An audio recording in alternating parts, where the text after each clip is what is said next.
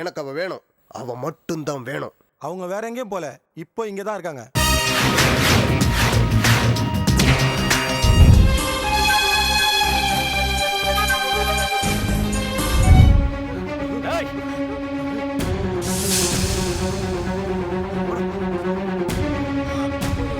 ஜோதி என்னாச்சு? யாரு வந்து?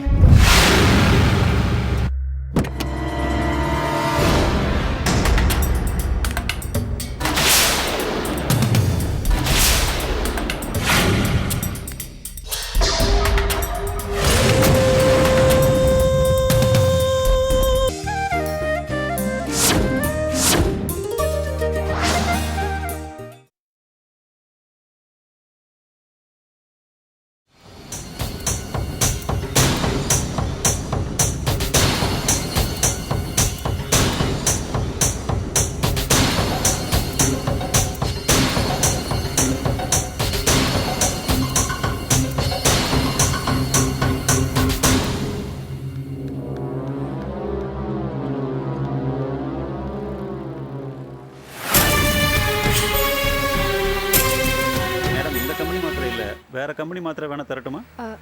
இல்லை வேணாங்க. வேற மாத்திரை நீங்கள் கொடுத்தீங்கன்னா அப்புறம் அது உடம்புக்கு ஒத்துக்காம ஏதாவது ஆயிடும். நான் டாக்டர்கிட்ட கேட்டு சொல்கிறேன் மேடம்.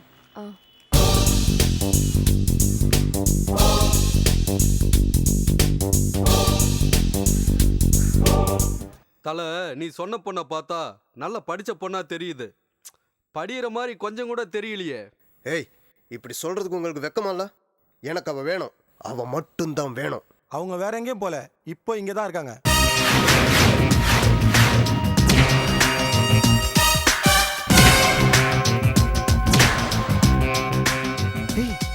என்னடா சொல்றீங்க? எங்க? நம்ம மெடிக்கல் ஷாப் வாசல்ல ப்ளூ சாரி கட்டிக்கிட்டு நிக்கிறாங்களே, அவங்கதான்.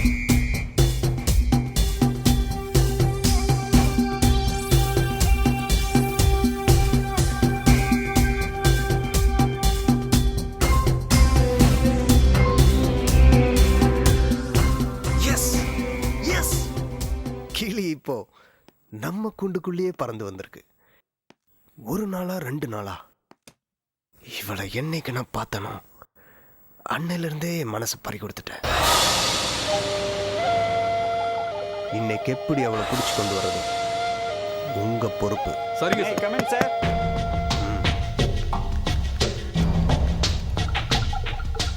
எஸ்.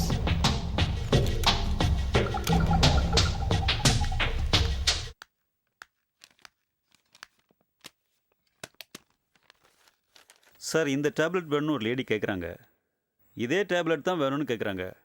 வேறு கம்பெனி டேப்லெட் கொடுக்குறேன்னு சொன்னால் வேண்டான்னு சொல்கிறாங்க. யார் அந்த லேடி? அவங்க வெளியில் வெயிட் பண்ணிகிட்டு இருக்காங்க சார்.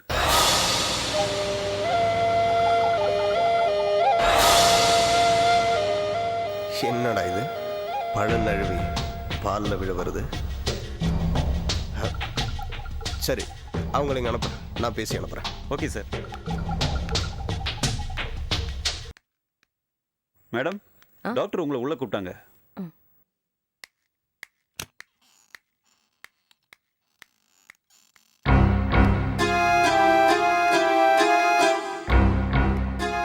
வாங்க. நீங்க தான் அந்த லேடியா? ஆமாம் doctor. Okay. What's you problem? அதில் எழுதி இருக்கிற மாத்திரை எங்கேயுமே எந்த கடையிலுமே கிடைக்கல. அதுக்கு பதிலாக வேற மாத்திரை தரேன்னு உங்கள் ஃபார்மசிஸ்ட் சொல்கிறாரு. ஆனால் அப்படி வேற மாத்திரை எல்லாம் சாப்பிட்டா அது அவ்வளோவா சரிப்பட்டு வரும்னு எனக்கு தோணலை. அப்போ நீங்கள் சொல்கிற அந்த மாத்திரையை தான் ரொம்ப நாளாக யூஸ் பண்ணிட்டு வரீங்க இல்லை? அது தப்பு இல்லைங்க. நீங்கள் நினைக்கிறது தான் கரெக்டு. சாப்பிட்டா ஒரே மாத்திரையை தான் சாப்பிடணும். ஆனால் அந்த மெடிசின் இப்போ பரவல எங்கேயும் கிடைக்கிறது இல்லை. ஆமாம், இதை நீங்கள் எவ்வளோ நாளாக யூஸ் பண்ணிட்டு வரீங்க? 2-3 தடவை களைச்சிருப்பீங்களா?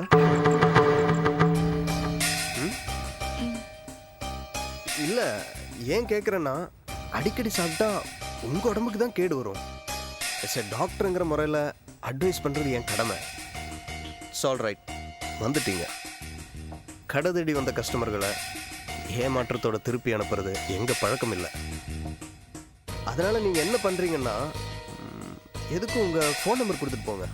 எப்படியாவது அந்த மெடிசனை வர வைக்கிறது என் பொறுப்பு. ஆனால் அது எப்போ வரும்னு என்னால் சொல்ல முடியாது. அதனால தான் நான் உங்கள் ஃபோன் நம்பரை கேட்குறேன். வந்ததுலேருந்து நானே பேசிகிட்டு இருக்கேன். ஒரு வாரத்தை கூட நீங்கள் பேச மாட்டேன்றீங்க. பரவாயில்ல. சரி, இதில் உங்கள் ஃபோன் நம்பர் எழுதுங்க. கிடைச்ச உடனே நானே உங்களுக்கு தகவல் தருவேன்.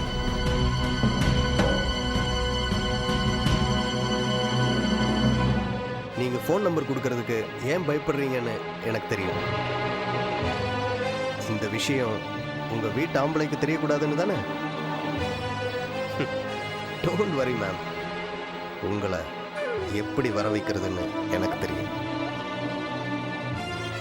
நான் டாக்டர், கடவுள் மாதிரி. Carry on. எழுதுங்க.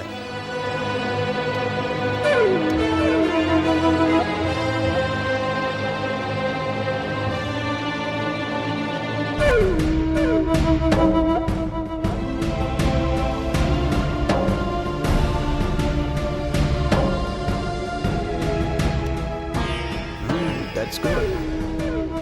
வரேன் டாக்டர்.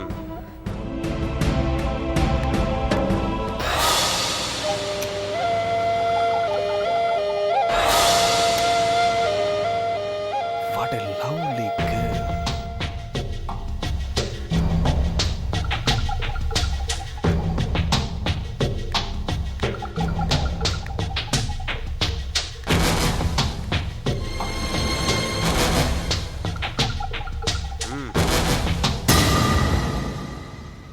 எப்படி இருந்தாலும் வாழ்க்கையை கஷ்டப்பட்டு ஓட்டணும்னு முடிவு பண்ணிட்டேன். உன்னை நினச்சி நான் பெருமைப்படுறதா இல்லை வருத்தப்படுறதான்னு எனக்கு தெரியல ரகு. இதை கஷ்டம் நான் நினைக்கல சங்கர். வாழ்க்கைக்கே ஒரு சவால் தான். நியூரோ சயின்டிஸ்ட் நீ எல்லா சவாலையும் ஏற்றுக்கிட்டு தானே ஜெயிச்சேன். என் நண்பன் உனக்கு இருக்கிற உணர்ச்சி எனக்கு இருக்கக்கூடாதா சொல்கிற?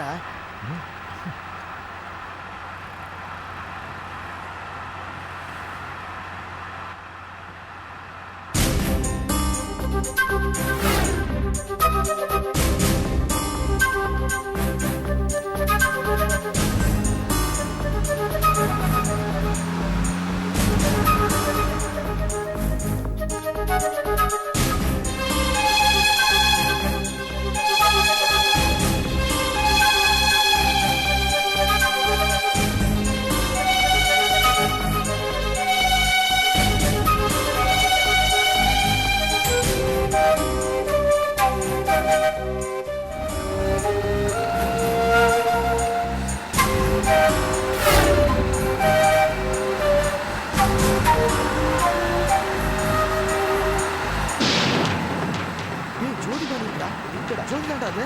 என்ன சொல்கிறேன்? நிறுத்துறா நிறுத்துறா நிறுத்துறா ஜோதி. ஏய் ஏய்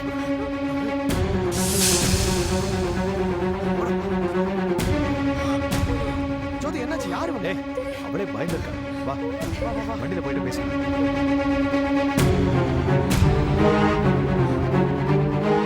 உள்ளே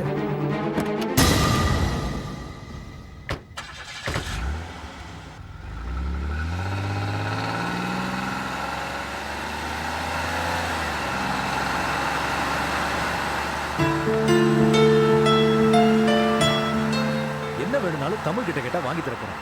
இதுக்காக நீ எதுக்கு மெடிக்கல் ஷாப் போன? இல்ல டாக்டர் கிட்ட போயிருந்தேன். அவரு ஏதோ ஒரு மருந்து எழுதி கொடுத்தாரு. சரி இதை வாங்கலான்னு தான் மெடிக்கல் ஷாப் போனேன். ஆனா போன இடத்துல இப்படி நடக்கும்னு கொஞ்சம் கூட எதிர்பார்க்கல. ஓகே ஓகே, இதை இத்தோட விட்டுரும். வீட்டில் போய் தமிழ் கிட்ட சொல்லிட்டு இருக்காங்க. அவன் ஏற்கனவே ரொம்ப பயந்த சுபாவம் உள்ளவன். ரவுடி பசங்க உன்னை துரத்துறாங்கன்னு கேள்விப்பட்டான்னு வச்சுக்கேன், ஆடி போயிடுவான். ஆமாம் ஜோதி, மெடிக்கல் ஷாப் போகிற வேலை நாங்கள் 2 பேரும் உன்னை பிக்கப் பண்ண சொல்லு. வேறு எதுவும் சொல்லாத. ஆ சரி.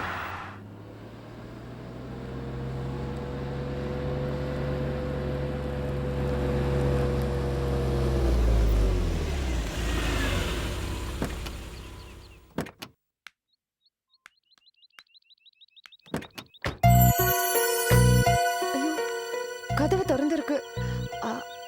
அவரு வந்துட்டாருன்னு நினைக்கிறேன். நீ உள்ள போ. நீங்களும் வாங்க.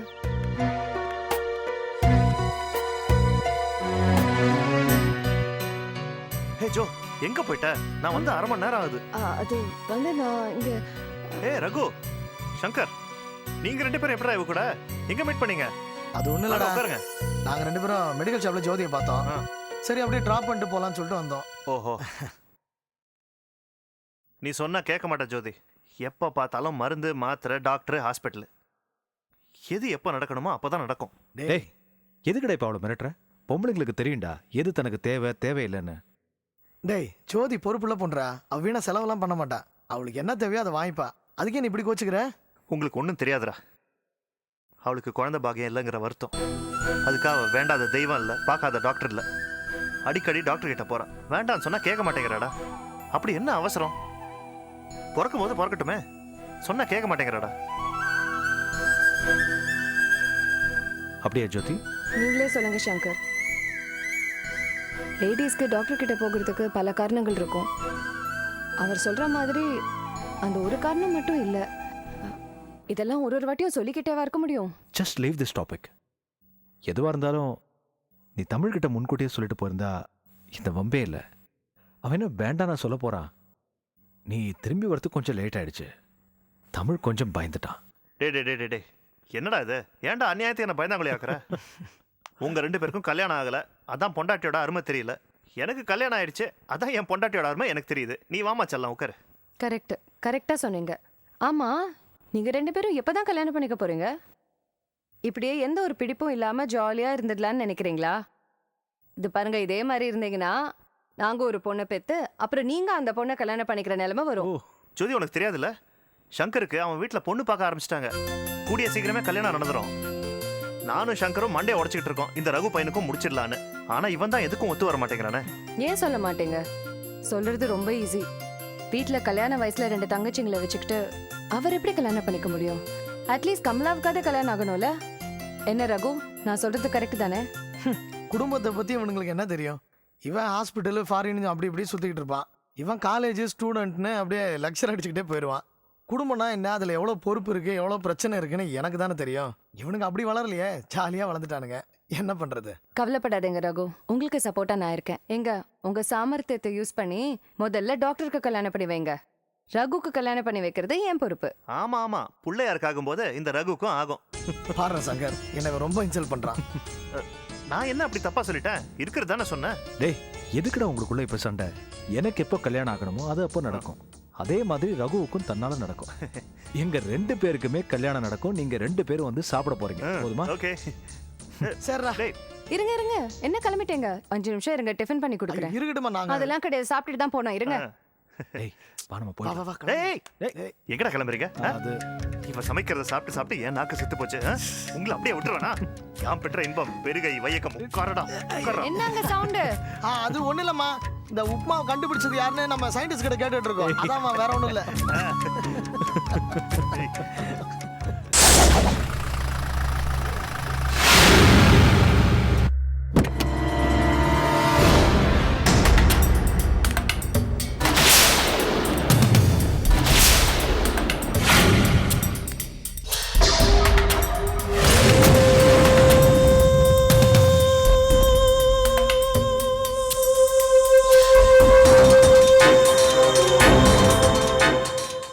என்னங்க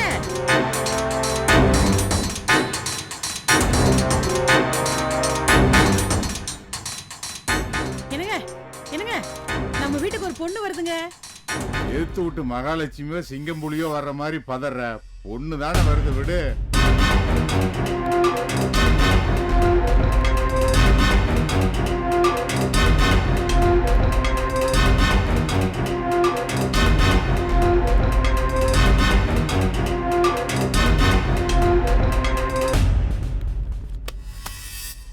என்னங்க சார்? தேங்க்யூ.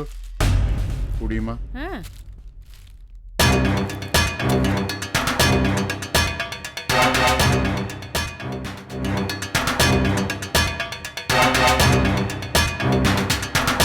என்னம்மா அப்படி பாக்குறீங்க?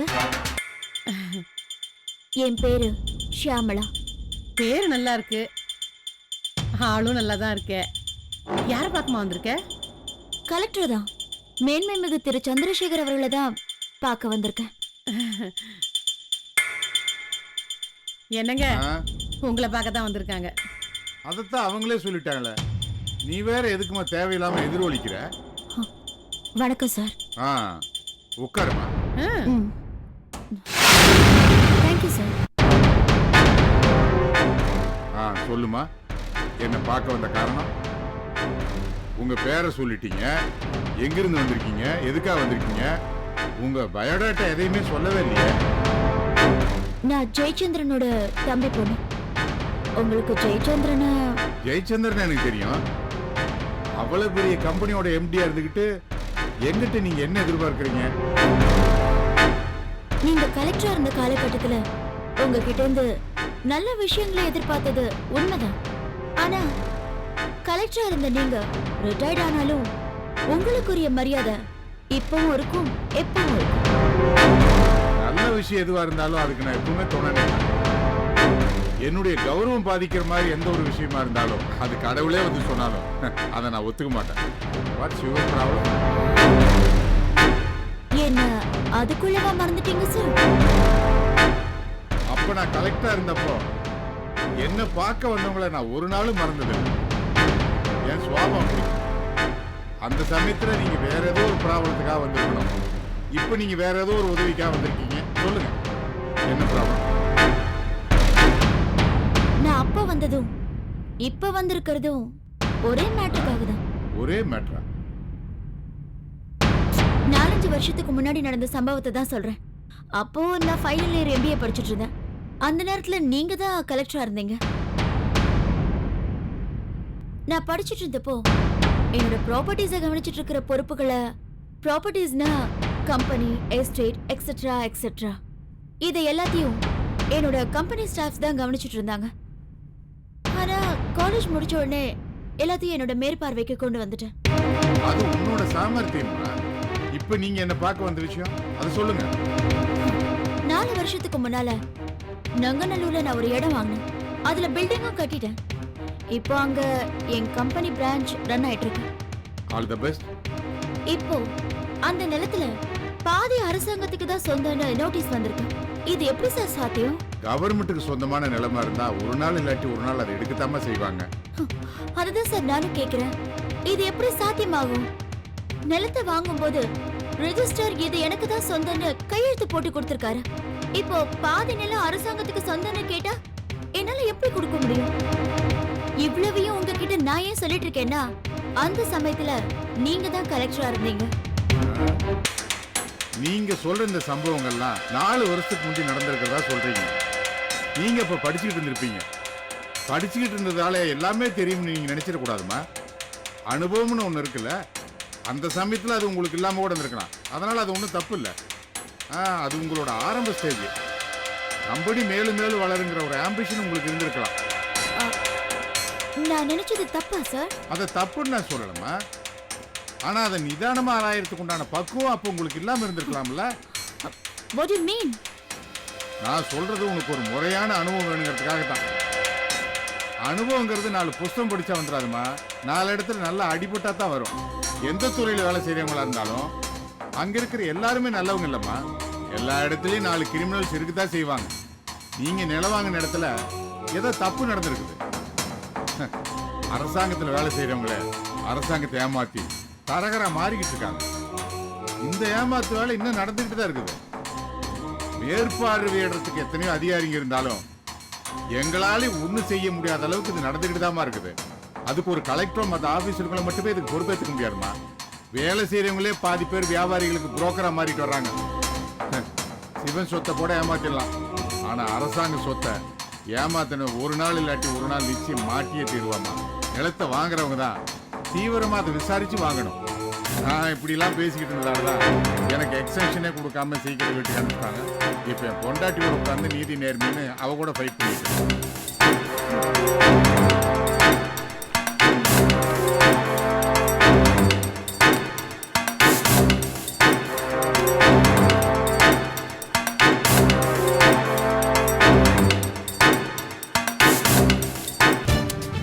ஏமாத்தின ஆள் யாருன்னு கண்டுபிடிக்கிறதுக்கு இந்த ஃபைல் உதவும். ஆனா அரசாங்க நிலம் என்னைக்கு அரசாங்கத்துக்கு தான். இந்தாங்க. இது உங்களோட கடைசி பதிலா? ஆ, நான் வரேன். ஆ. ம். ம். வயசுல சின்ன பொண்ணா இருந்தாலும் திறமையில ரொம்ப பெரிய சாமர்த்தியசாலியா இருக்கால்ல. இவரோட பெரியப்பா அதான் ஜெயச்சந்திரன் இப்ப மலேசியாவில் இருக்கான். ஆ. எல்லா பொறுப்பையும் இந்த பொண்ணுகிட்ட ஒப்படைச்சிட்டு அவங்க மலேசியாவில் என்ன பண்றானே தெரியல. இருந்தாலும் இவ ஒருத்தி போதுமா, எல்லா நிர்வாகத்தையும் நல்லா மேனேஜ் பண்றா. Very intelligent girl. என்னங்க பொண்ணு பார்க்க கம்பீரமா அழகா இருக்கால, வசதியான இடம் வேற. நம்ம பாரு, நீ என்ன சொல்ல வரேன்னு எனக்கு தெரியுதுமா. அந்த சித்ரா ஒன்றை தவிர தூணுக்கு புடவை கட்டி இருந்தா கூட அந்த பொண்ணை நம்ம பையனுக்கு கட்டி வச்சிடலாமான்னு யோசிப்பேன். அதானே? ஆ, ஆ.